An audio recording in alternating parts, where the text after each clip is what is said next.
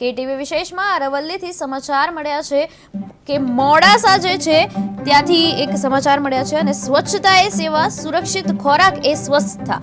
આ જ સંદેશને જીવંત બનાવવા મોડાસા શહેરની ખાણીપીણીના ફેરિયાઓ માટે સ્વચ્છતા, સલામતી અને આરોગ્યપ્રદ પદ્ધતિઓ માટેની એક મહત્વપૂર્ણ પહેલ હાથ ધરાઈ હતી.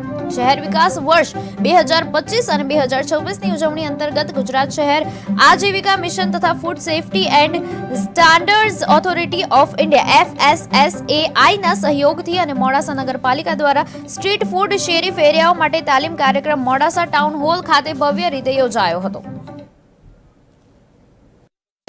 ટાઉન હોલમાં મોડાસા મીટિંગ રાખી હતી. સ્ટ્રીટ લારીવાળા જે સ્વચ્છતા નથી રાખતા એના માટેની મીટિંગ રાખી હતી. તો બધી સમજણ આપવામાં આવી કે સ્વચ્છતા કઈ રીતે રાખવાની, કઈ રીતે તમારે જમવાનું બનાવવાનું, એ રીતે બધી સગવડ, બધી સુવિધા બધી અહીં કહેવામાં આવી છે. બસ. મારું નામ કિશન સોની છે. હું ડે એન્યુઅલ મેનેજર છું. આજ રોજ મોડાસા નગરપાલિકા અને FSSAI તરફથી મોડાસા